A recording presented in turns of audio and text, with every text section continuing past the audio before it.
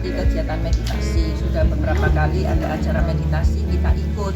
Nah, tiba-tiba ada informasi diadakan Gaisin Loop yang ada keterangannya ini berhubungan dengan Confucius. Jadi pertama yang timbul tuh rasa bangga, oh ternyata dalam agama Konghucu juga ada kegiatan meditasi. Jadi sebenarnya mengikuti kegiatan ini belum tahu meditasi itu kayak gimana gitu. Terus habis itu karena sempat baca-baca, kemudian dengar juga kalau meditasi itu ada efeknya buat kesehatan. Terus habis itu buat keseharian kita juga, buat kepribadian juga gitu. Jadi akhirnya kita nyoba untuk belajar, pengen tahu kayak gimana sih gitu. Ya, saya penasaran sih. Pengen tahu seperti apa, atau membuka hati, membuka jalan baru seperti apa. Nah, setelah itu ya saya ngikuti. Ya kan dibilangnya kopi ding kalau itu untuk kesehatan, sakit bisa sembuh gitu toh. Iya. Aku sih gak punya sakit, tapi sering kepingin lebih sehat. Rasanya lega, blok. Ini peserta Biasa ya, masih biasa. tapi tidurnya lebih nyenyak nggak? Kemarin nggak nyenyak, hari ini nyenyak. Oh, hari sing kedua lebih nyenyak ya. Oke. Nah, begitu kita mengikuti, memang saya merasakan kebanggaan itu benar karena selain mendapatkan manfaat meditasinya, saya merasakan ajaran-ajaran Nabi yang selama ini kita tahu dari ayat-ayatnya yang kita mengenal, mungkin ada yang hafal, tapi nggak pernah menyadari bahwa itu mempunyai arti yang demikian dalam, bisa diimplementasikan dalam kehidupan yang sangat utuh, bermanfaat. Terus habis itu kalau kesan-kesannya mengikuti Gaisin ini jadi bisa lebih tenang sih memang.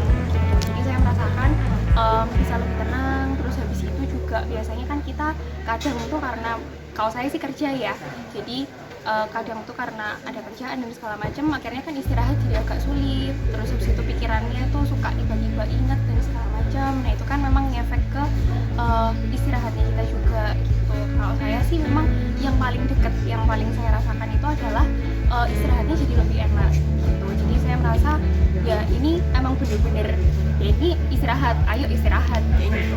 Terus istirahatnya jadi lebih baik, sehingga pas waktu bangun pagi lagi, terus habis itu ya kita kayak recharge lagi gitu. Jadi energinya baru lagi, terus bisa menjalani dengan lebih baik gitu. Itu yang paling dekat sih. Saya kalau manfaatnya saya belum bisa ngomong karena baru setelah 3 hari baru mulai tahu apa sih sebetulnya tujuannya, yang didapat apa nanti, ya itu harus dilatih terus sih. Ya karena belum pernah tahu meditasi sama sekali, jadi masih ngambang sih apa yang dilakuin. Terus masih nyoba ngeraba-ngeraba ini tuh buat apa kayak gitu. Jadi masih harus latihan lagi. Semalam terakhir ini, karena dulu saya pernah mengikuti, maka saya coba laksanakan lagi. Ya memang karena sudah sekian lama saya tidak pernah berlatih, tapi semalam saya berlatih untuk supaya bisa tidur nyenyak. Saya coba melaksanakan katakanlah Xingqiu dengan gaya saya sendiri.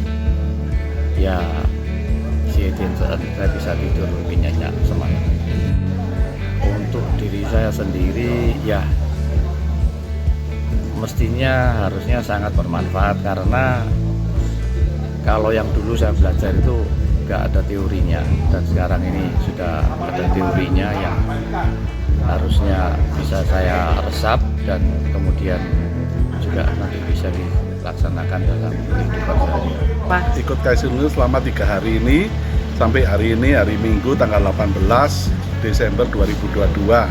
Semuanya berjalan lancar, terasa segar, biarpun capek tapi setiap bangun pagi selalu fit badannya, dan emosi menjadi berkurang banyak, lebih tenang, sangat enak. Dengan ikut Kaishinlu ini, Jinsho ini, ibaratnya seperti itu. Kita punya aplikasi khusus untuk membersihkan dari gitu. sampah-sampah itu Iya, tadi, iya. sehingga HP kita kembali normal, tidak jadi lemot. Memang ini sangat diperlukan. Mungkin misalnya orang yang menghadapi masa lalu yang bagaimana, atau mungkin sering marah atau kepahitan masa kecil, saya kira ini perlu. Soalnya banyak hal-hal yang kita harus, bukan apa yang kita dapatkan ya, tadi ya saya itu senang kata-kata itu, memang apa yang harus kita buang, jadi sampah-sampah kemarahan atau rasa apa ya, kesedihan yang berlarut-larut, yang dulu itu yang nggak terbuang itu memang perlu harus supaya tidak mengganjal di dalam hati kita. Kadang-kadang kita nggak merasakan kayak tadi itu, nggak merasakan. Aku merasa oh masa lalu ya sudah. Aku merasa bersyukur karena apa yang aku dapatkan. Tapi ternyata waktu digali, ternyata itu akan muncul kembali. Dan itu merasakan bahwa ini memang perlu, kita harus bisa membuang apa, misalnya kepahitan di masa lalu atau apa, itu perlu. Jadi tak rasa pertemuan-pertemuan pembelajaran seperti ini ya perlu. Dapat. Yang secara fisik yang langsung itu saya rasakan bahwa kelenjar ludah itu kembali normal. Pada sesi yang keberapa itu dia kembali, jadi dia benar-benar mengembalikan kelenjar ludah yang tempoh hari sempat kayaknya agak kering sedikit. Meditasi Kaishinlu ini berbeda sama meditasi yang sebelumnya saya lakukan, karena ini lebih ke pemahaman rohani kita sebagai orang Konghucu. Jadi nanti dijelaskan tentang hubungan antara Tian dan Bumi menciptakan manusia sehingga kita menjadi kita seperti sekarang. Meditasi ini sangat bagus. Ya saya sih merasa sih, saya kan sering ikut, bukan sering ya, maksudnya beberapa kali mengikuti kegiatan meditasi, ya kan, itu lebih ke arah kesehatan, lebih ke arah untuk ya memang ketenangan, tapi di Kaishinlu ini kan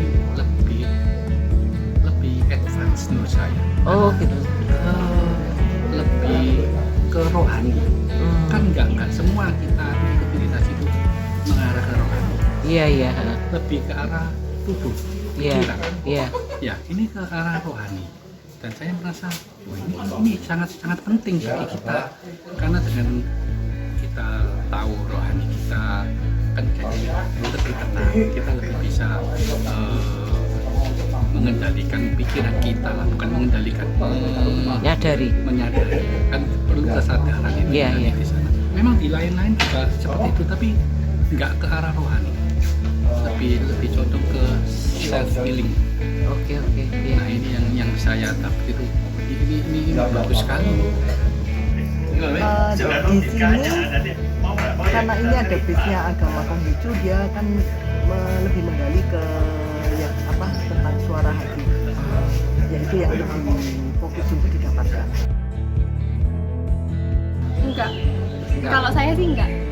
Soalnya merasakan manfaatnya. Kalau untuk yang muda mungkin yang lebih perlu ya. Kalau yang tua mungkin tinggal mempraktekkan aja sama melatih. Saya sangat menyayangkan apabila hal-hal yang baik ini melakukan untuk mengetahui, katakanlah untuk generasi muda khususnya yang kira-kira umur belasan, 17 ke atas, mungkin sampai 20 ke atas, sampai maksimal 30. Ini saya rasa wajib tahu supaya mengetahui jati dirinya.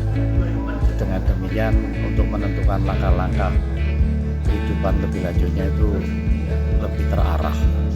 Kurang panjang ya. Karena mungkin saya kan belum mengerti ya. Jadi dasar-dasarnya aja mungkin ini. Menurut saya kegiatan ini harusnya diberikan lebih panjang. Moga-moga bisa menghadiri juga. Oke. Yang penting kan waktunya pas itu. Bisa. Mau yang online atau offline? Ya pasti. Iya, oke. Mungkin kalau ini kan baru pertama sehingga yang ikut juga belum banyak. Jadi mungkin untuk berikutnya bisa dari yang lain bisa ikut juga. Ya berharapnya lebih banyak yang muda yang ikut. Kalau ada lagi saya siap ikut. Oke. Siap ikut lagi. Iya. Kaisin lu, mantap!